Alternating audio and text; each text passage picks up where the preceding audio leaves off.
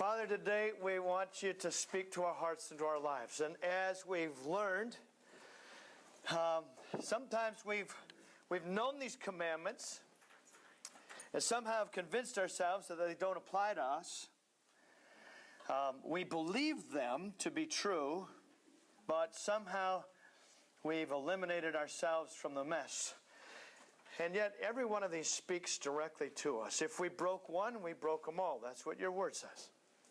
And in these commandments, we find life. And we really do begin to sense how much you love us. And how you laid down these commandments for our good, not to keep us under wraps. So Holy Spirit, speak to us today. Inspire us, lead us, and help us to see how much you love us. Even to the extent of saying you should not commit adultery. Jesus, in your precious name. Amen. Amen. Okay, I'm talking to the right crowd when I say, Dear Abby. Right?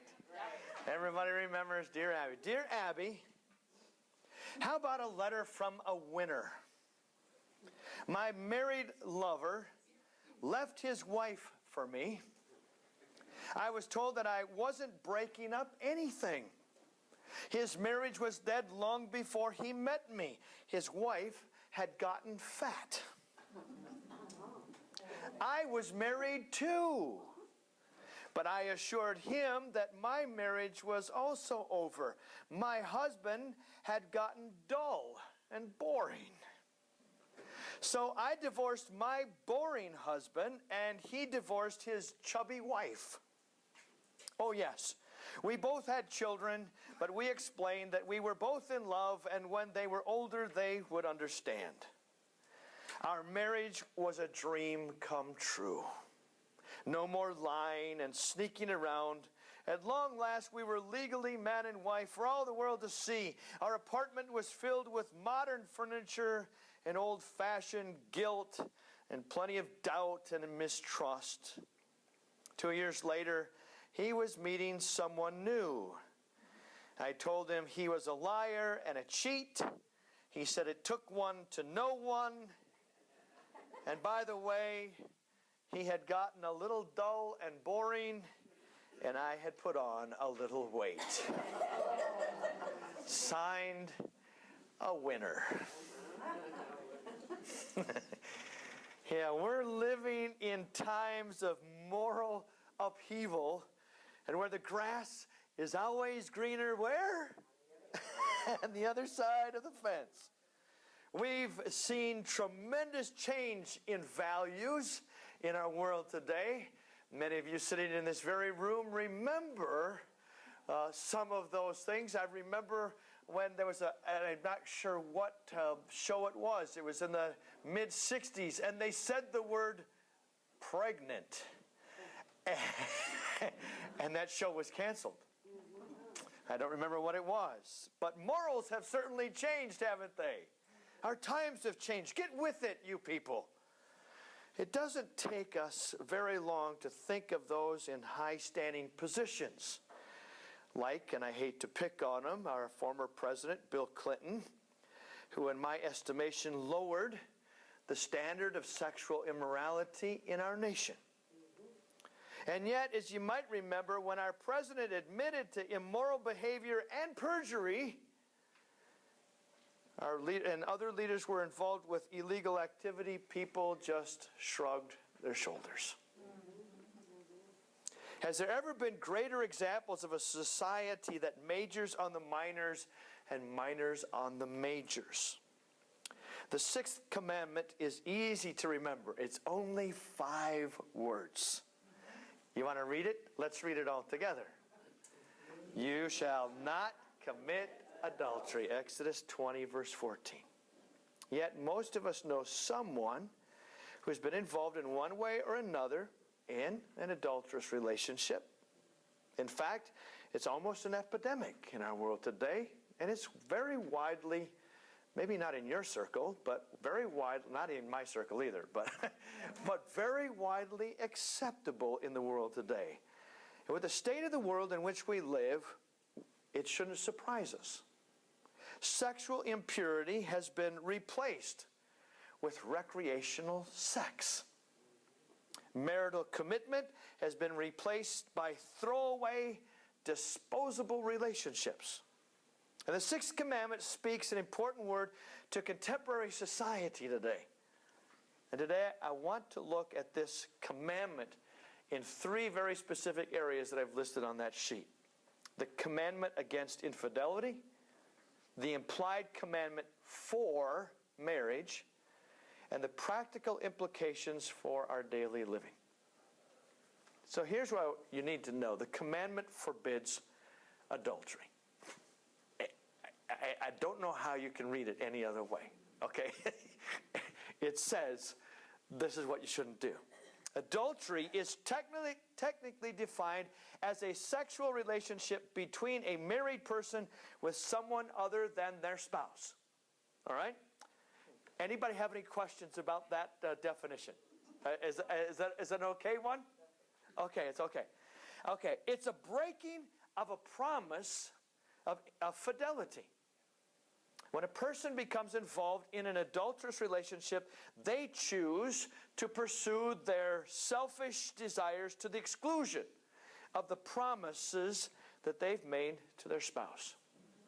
They do not see the price tag. The price is way too high. Adultery is a violation of God's order. In the very first book of the Bible, we're told that it was God's plan for a man and a woman to be joined as one. And for the first days of creation, marriage was designed to be permanent. The home was to be a place where children were raised and given godly values. The bond between a man and a woman was to be the greatest union of all. Sex, ooh, did I say that too loud? Sometimes I forget who I'm talking to. Sex was designed to be something that helped make two people one. In fact, in describing God's relationship, God uses the analogy of marriage. Adultery violates God's design. If you don't, I'm not going to get into this sex thing much more. But if you really want to look at it from God's view, read Song of Solomon. Okay, just go ahead and read it. Adultery produces heartache. Talk to anyone who's been the victim in an adulterous relationship, and you'll immediately sense a depth of heartache that is oppressive. Richard Foster wrote this in his book, Money, Sex, and Power. Sex is like a great river that is rich and deep and good as long as it stays within its proper channel. The moment a river overflows its banks, it becomes destructive. And the moment sex overflows its God-given banks, it too becomes destructive. A seminary graduate of mine and the senior pastor of a Lutheran church had an adulterous relationship with a woman who had come with her husband for counseling. Not only was this an ethical breach, it tore his home and his church apart. Those who were married by him felt somewhat stained. The congregation he served felt that his teaching was less credible. The gospel was compromised. His response to those around him was, "You don't know what life was like for me." Difficult circumstances don't justify wrong behavior. Adultery is never the right option. It's not a move toward a better relationship, it's a move away from it. Sexual sin affects more than just the two people that are involved. For the spouse who is abandoned for another, there is destruction of trust, a feeling of violation and having been used, a feeling of abandonment, a feeling of failure and inadequacy because they weren't good enough.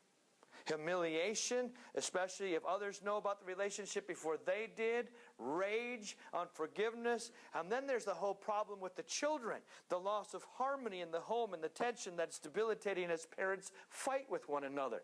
The threatened loss of security. Now two incomes become only one income.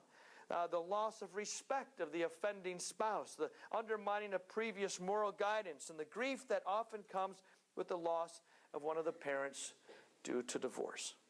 Sexual sin messes up many lives beyond our own.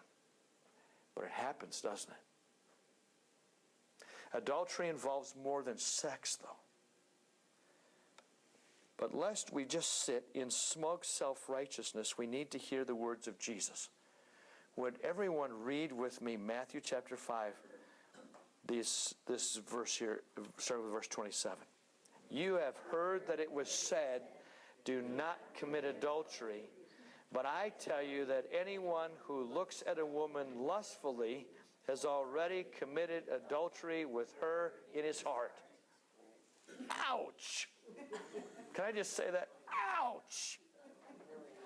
Jesus is reminding us that adultery begins in the mind and the heart. Just like murder, just like we talked last week, it begins with our thoughts. And so does immorality. Giving our mind to thoughts about another person is drawing us away from our own spouse. It's the first step away from fidelity. We take a second look. We replay a pleasant encounter, and before long our passions are stirring for someone else. And that's why when I talk at men's retreats, I talk to them most often about pornography. I love talking to men about pornography. Not because I love pornography, but because I know most men are looking at pornography these days. And as I talk to them not about just looking at naked women on the screen. It's about having a mistress. They don't think of it that way, but they are. But it's not just the thoughts about sex. It's also giving our best to someone else.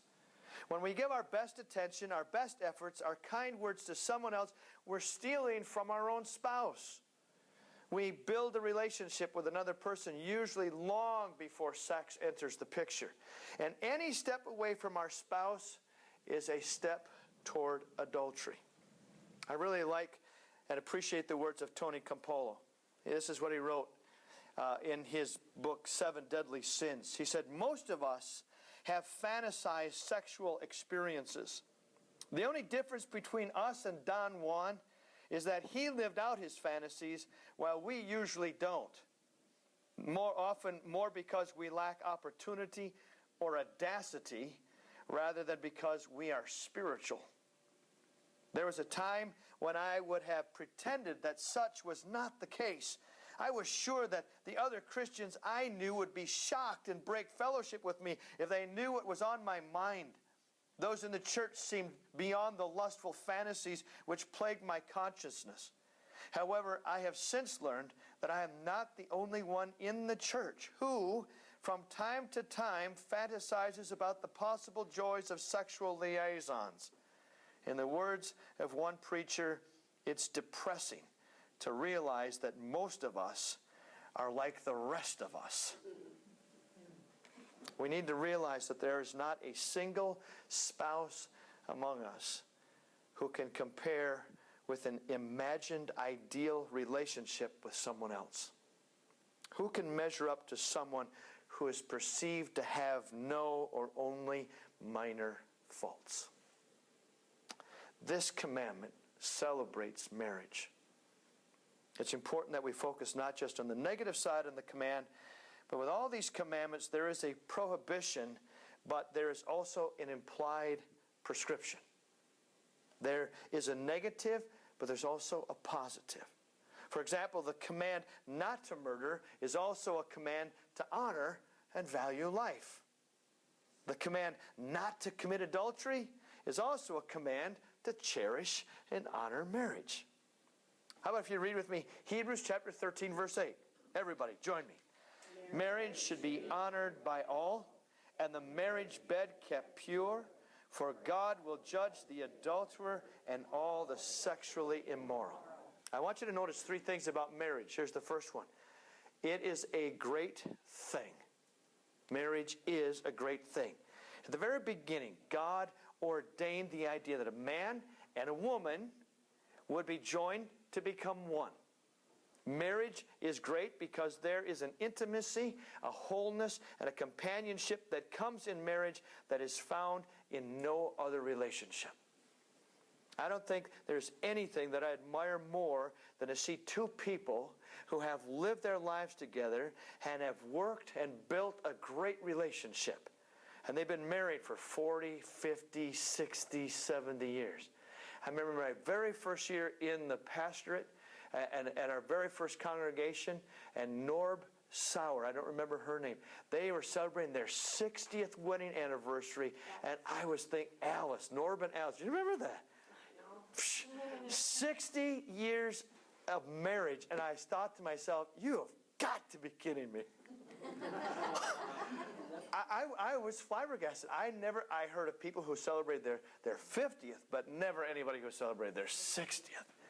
And now, it's not uncommon to hear people who celebrate their 70th or more. And I'm going, praise God. I stand in complete awe of that. They can communicate without words. It's like they know what each other is going to think. They even start looking like each other. I'm not looking at anybody right now. I'm not looking at anybody.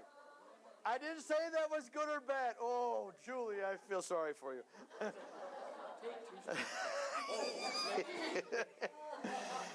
They care for each other without complaint, most often, and without any thought of self. There is a depth in that relationship, and I covet that relationship. I love seeing that kind of relationship. That kind of relationship can only come through the commitment of marriage. And sometimes it's not easy. I've known a lot of people that have stayed married, and it's hard, but they're committed. Here's the second thing. It is to be an enduring thing. Sometimes you have to endure, don't you, honey? Jesus is pretty clear that divorce is to be something that believers are to stay away from, if at all possible. Marriage was meant to be a lifelong commitment. Now, we will concede that this is the ideal, and this ideal is not always reached. There's probably not very many homes in our society today that it has not touched. But we must not forget that the goal is still permanence. Every once in a while, I'll be talking with a couple who will tell me, we want our marriage to work, but if it doesn't, we want to remain friends. And immediately I tell that couple that this attitude is not only naive, it is almost sure to undermine their marriage. You can't go into marriage looking for an escape clause. Marriage is not 50-50. If you're only going to put 50% into your marriage, good luck with that, because something will break. And here's the third thing. It takes work. Now, I hate to say it that way. I hate to say it takes work, because it's not really work. I know what physical labor is. It's not really work. In the book of Proverbs, we find lots of wisdom. In chapters 5 and 6, there's some very direct warnings against adultery. In chapter 5, there's also a very specific prescription. Would you read that with me? Proverbs chapter 5, 15 through 21. Let's read it together. Drink water from your own cistern, running water from your own well. Should your springs overflow in the streets, your streams of water in the public squares? Let them be yours alone, never to be shared with strangers. May your fountain be blessed, and may you rejoice in the wife of your youth, a loving doe, a graceful deer. May her breast satisfy you always. May you ever be captivated by her love. Why be captivated, my son, by an adulteress? Why embrace the bosom of another man's wife? For a man's ways are in full view of the Lord, and he examines all his paths. Can you imagine? You just said that out loud. Yeah. Solomon's advice is really quite simple. put all of this energy, all that energy that feeds lust, into your marriage, and you'll find a much more satisfying relationship than you could with any adulteress or adulterer. If we put as much energy into finding romantic times in our marriage as we do in thinking about an affair, things would be much different. So, there are some simple suggestions. Have an affair with your spouse.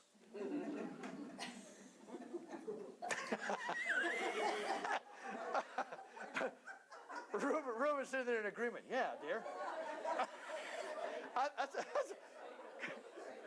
Honey, are you writing this down? Have an affair with your spouse. Focus on the strengths of your mate and trumpet those strengths to others. Make time to be together. Now, I'm not the guy to say you have to have a date night. But I am the guy that says you need to spend time together. And look for ways to keep romance alive. Bob, are you listening to me? Okay. Sorry. This is kind of fun. I wish there were a lot more husbands here. Ooh, you are romantic. Often, our relationships grow stale because we grow stale. We stop working at our relationship. And if you stop working at your relationship, it's going to get stale. No matter who you are married to. Keep things fresh. The commandment requires real change. I hope you can already see that to obey this commandment means to take a radically different approach to life than is usually advocated in today's world. We can't just go with the flow or do whatever makes you happy. We must instead be intentional in our living. We must guard our minds. Our society has given us a constant stream of junk that fills our minds. Everywhere we turn, we find things that will dull our minds or start turning our hearts. A constant exposure to immorality will weaken us. It will erode our convictions and make sin seem normal. When this happens, we feel that we are missing something when we follow God's commands. I just said this to my wife the other night when the TV was on. And here was this commercial. There's this beautiful beach scene and the ocean is behind. And here's this very pretty blonde lady and she's talking about erectile dysfunction. and she has an Australian accent. And I'm sitting there going, how come she has an Australian accent? What is the, and I'm trying to figure this out. I'm trying to analyze this. Why, number one, do they have a lady talking about erectile dysfunction? She's not going to take the pill. And why does she have an Australian accent? Is that appealing to guys? I'm a farmer. What do I know? I was saying, honey, can you explain this to me? Studies have shown that over 90%. not that part.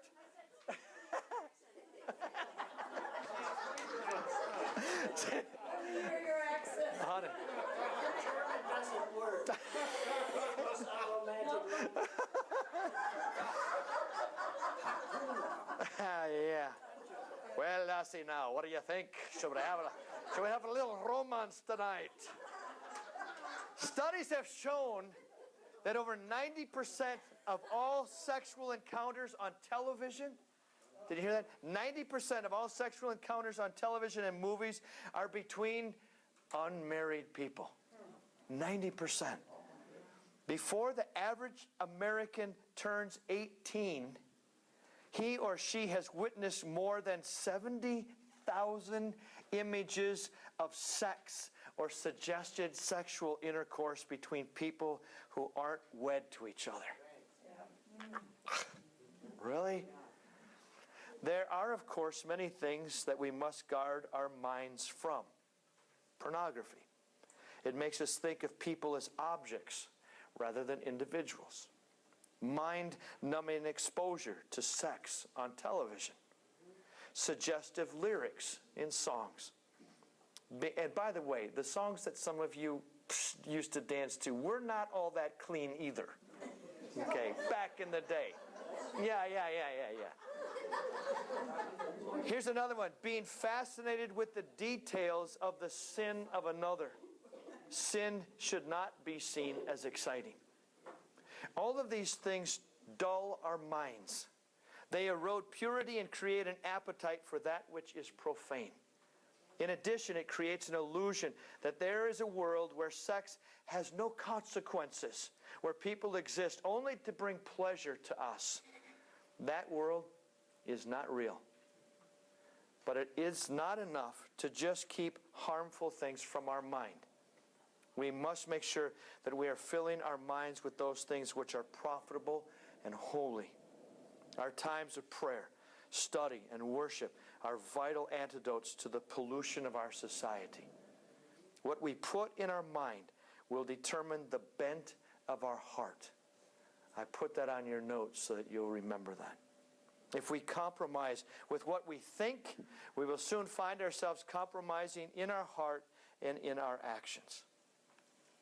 And let me just add something because this comes to mind real quick. This isn't just a young adult thing. I remember in my very first congregation, there was a couple, Jean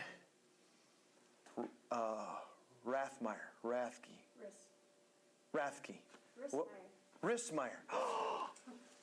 You didn't need to say that. I did Jean and Oscar. Anybody know them? Okay, do you know?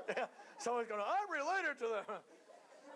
Listen, they were both 65, 70 years old, and they were widow and widower, and they had fallen in love, and they decided to live together. And I had to be the one to tell them that's wrong. I know you're as old as my grandparents, but I got to tell you the truth. That's wrong. And so they did move out, and we did get them married. Huh? Well, they had a good reason. Yeah, the good reason was because, you lose death benefits. Okay, so how do you weigh that out, church? I mean, do you listen to God or money? There's ramifications to that, and some choices are harder to make. But the Word of God stands. We must refrain. The other one is we must refrain from provocative behavior. When I talk about provocative behavior, I'm referring to things that we do that cater to and encourage lust. What I mean are things like this: flirting. Yes, it may be fun. Sure, we all want to feel that we still have it. We want to know that we're still attractive to others. But it's a dangerous practice. We should save our flirting for our spouse.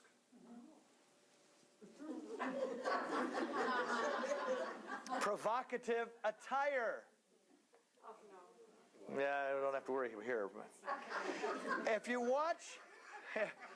watch any of the stuff on TV, let's say the awards, you know that many today wear clothing that doesn't hide anything.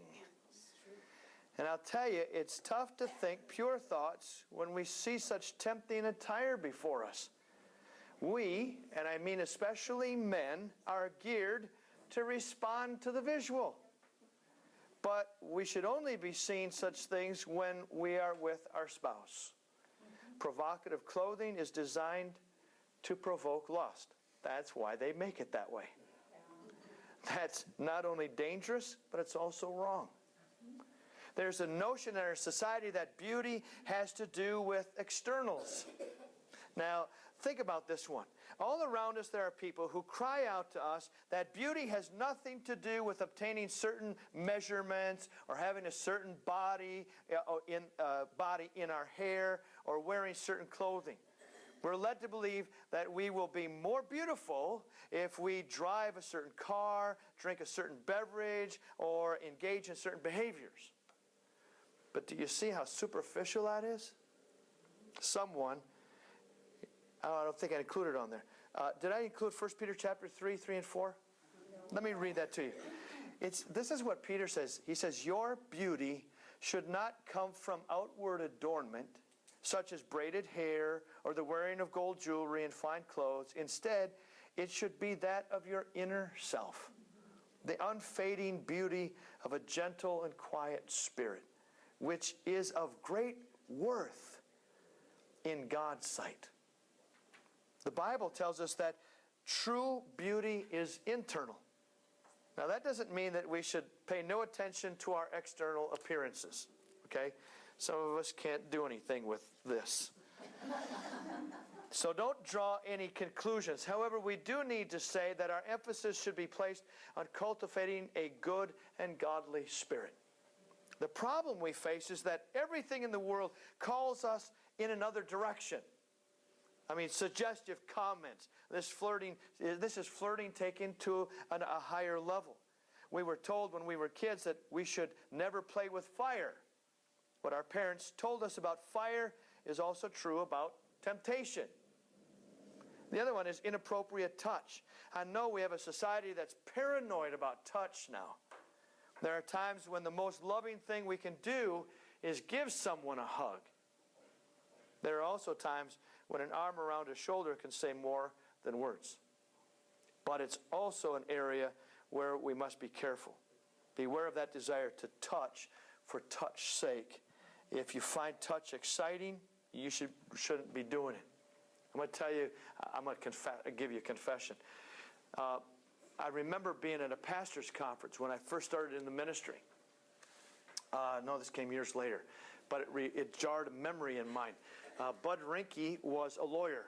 And Bud Rinke was talking to all of us pastors and talking to us about counseling.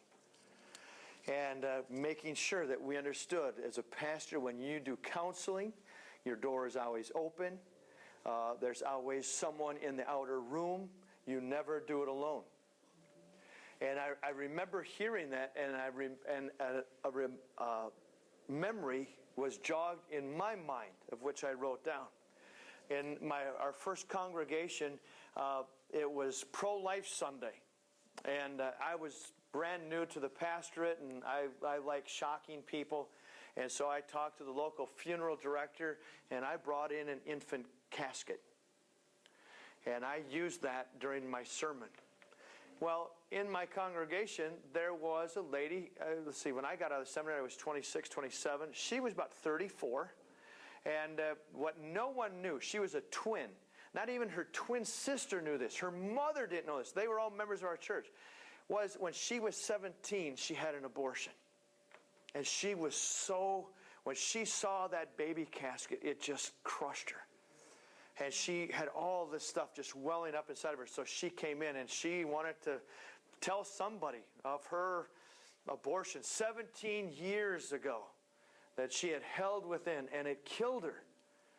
And so we sat down and we talked, and it wasn't going to be just kind of a one thing kind of counseling. It was going to be something that we were going to have to talk through a number of times. And do you remember, what was her daughter? Maybe like 8, 10 years old? And so anyway, I'm pretty naive. There's a lot of things I just miss. And so anyway, I'm in my office. My office was a converted office.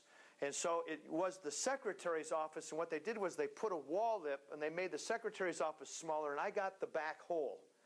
And I had one window, and it was up towards the top, and it was only like this, and then I had the one door that went into my office. I don't think it was up to code, but that's okay. But I remember I was the only one at church. We did this at night, okay? And I remember sitting down, and about the second or third time later, we got done counseling. We walked out of the office. We walked to the back of the church, and there were steps going down into the parking lot. And she asked if she could give me a hug, and I like giving hugs, and so I gave her a hug. But as she gave me that hug, she thrust her leg in between my legs. And I remember thinking to myself, this isn't right. And I just kind of pushed her away, and I said good night, and I ran home. And I said, Julie, I just got to confess this before you. I don't know what happened, but this is what happened. Did I do that? Yeah, and it just happened, and I had to sit down and talk with this lady about it. I mean, she was a single mom. She was an attractive lady, but farthest thing from my mind, I'm as loyal as a puppy. But it shocked me. But it could have happened this quick. And it happens to a lot of pastors. And it happens, I shouldn't just say pastors, it happens to a lot of people. Things aren't going well at home. And because they're not going well at home, I want somebody to talk to. And now I'm around the drinking fountain, and I start talking to this coworker, and she starts agreeing with me, and she's listening to me. And oh, gosh, it feels good when someone listens to me and all my problems. And she's got the same problems at home. And one thing leads to another, and before we know it, the story's written. We must be alert to dangerous situations. Another thing we must do is be on guard against compromising situations. It's very easy to get into trouble if we're not careful. Men and women of all ages must be careful about the kinds of time they spend with those who are not their spouses. I've taken Billy Graham's example all my years. I'd never go anywhere with a female. I don't go out to lunch. I don't go out to a meal alone with anybody. I love Diane, but if Diane said, hey, can we go out to lunch? I would tell her no. You tell me to bring my bag lunch.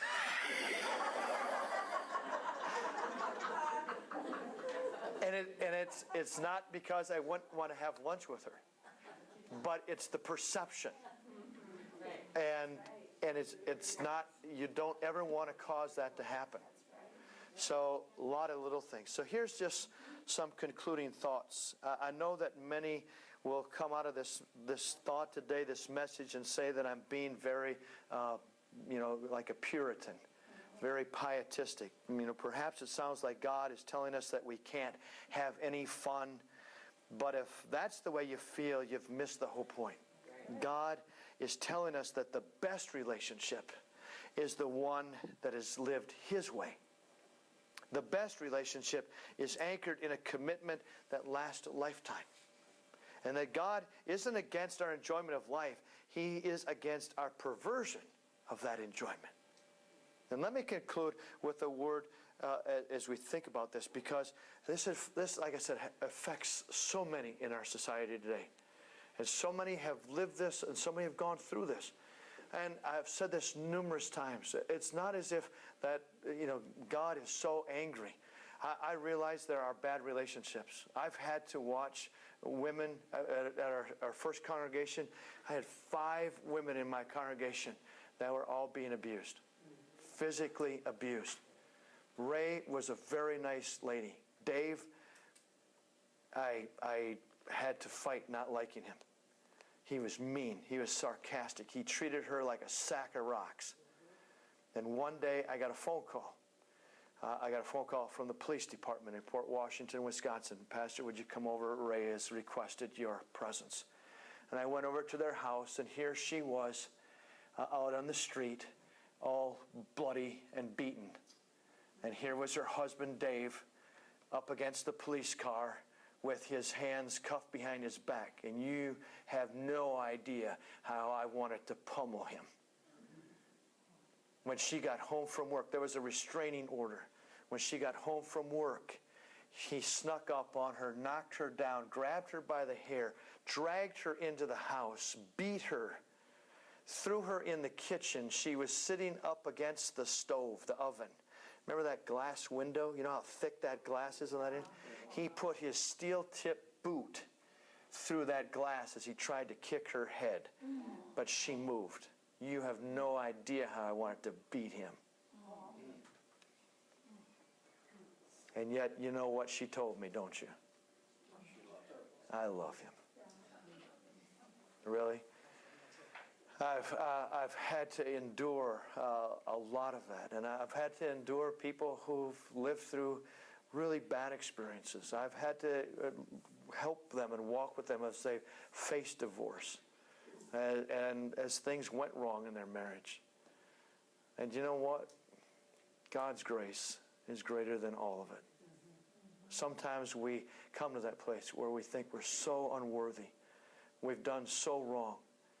Now, you know, when you understand the commandment that you can't go out and intentionally just keep going in your direction and then saying, well, you know, but God will understand or God will forgive me later.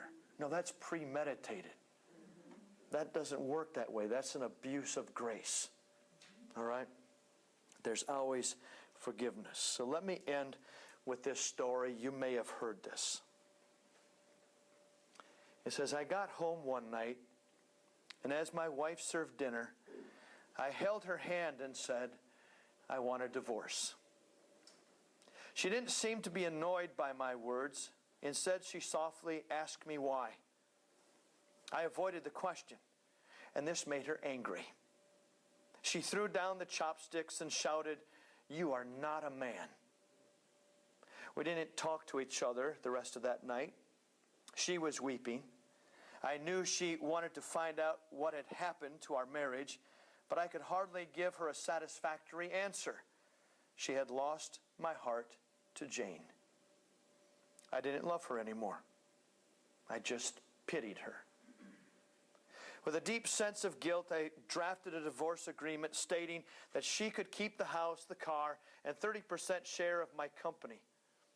She glanced at it and tore it to pieces. The woman who had spent 10 years of her life with me had become a stranger. I felt sorry for her wasted time, resources, and energy, but I could not take back what I had said. She finally cried loudly in front of me, which was what I had expected to see in the first place, and the idea of divorce felt more real now.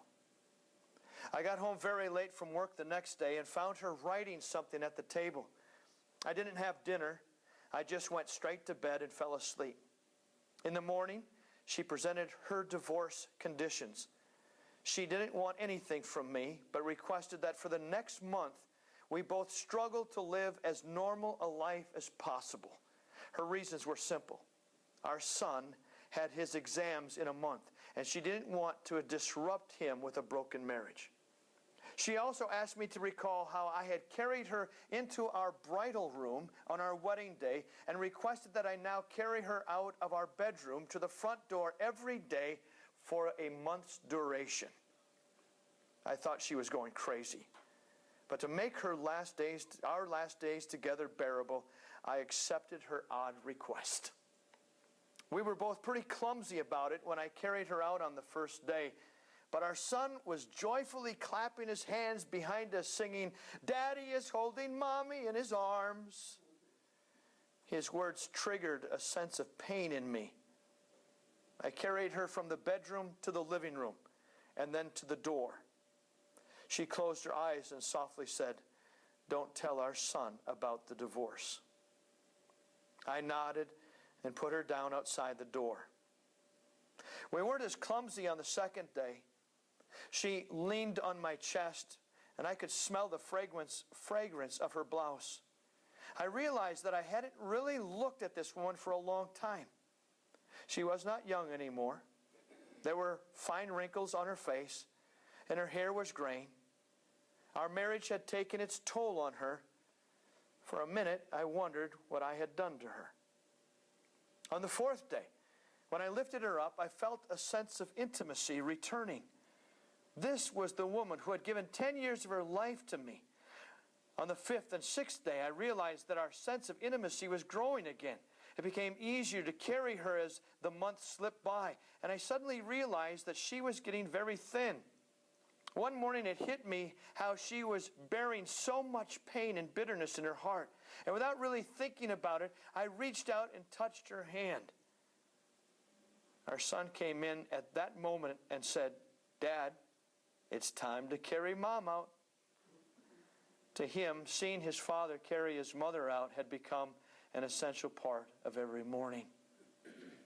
My wife gestured to our son to come closer and hugged him tightly. I turned my face away because I was afraid I might start changing my mind. I carried her in my arms, and her hand naturally wrapped around my neck. I held her body tightly, just like on our wedding day. On the last day, when I held her in my arms, I could hardly move a step. I knew what I had to do. I drove to Jane's place, walked upstairs and said, "I'm sorry, Jane, but I do not want to divorce my wife anymore." It all became very clear to me.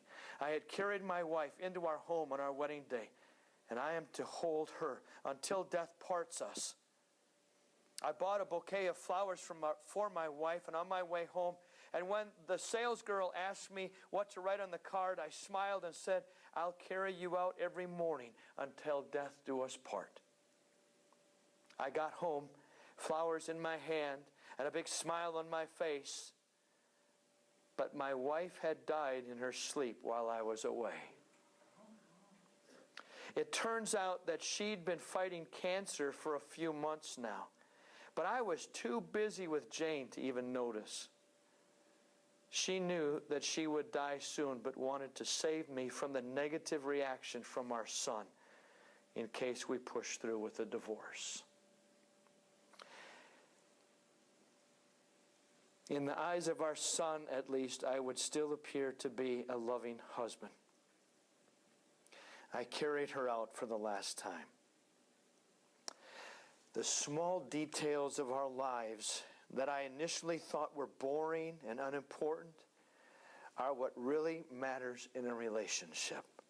Not the mansion, the car, personal property, or the money in the bank.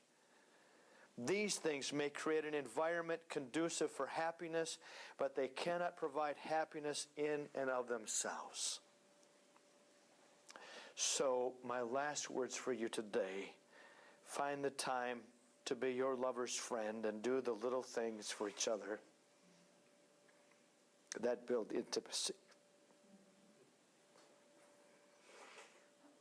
Many people do not realize how close they are to success when they give up. Will you pray with me? Father, I praise and thank you for your commandments. They're not suggestions. They're commandments, and they're for our good. They're for us. They're for us to understand what life is about. We don't have to live this alone. We don't have to go through it alone. And Lord, we've seen heartache. Many, even in this room, have seen that themselves. They've seen it in their children or maybe grandchildren. Lord, and somewhere along the line, we have forgotten what you've said. It's just that simple. We forgot. And we don't hold it up as a truth anymore. But I know you're still speaking to us today. In your love and your grace, would you confirm in us this word of truth and why you say it? And Father, today, help us to love those around us with all that we have. Jesus, in your precious name. Amen. Thank you for your time today. God bless you.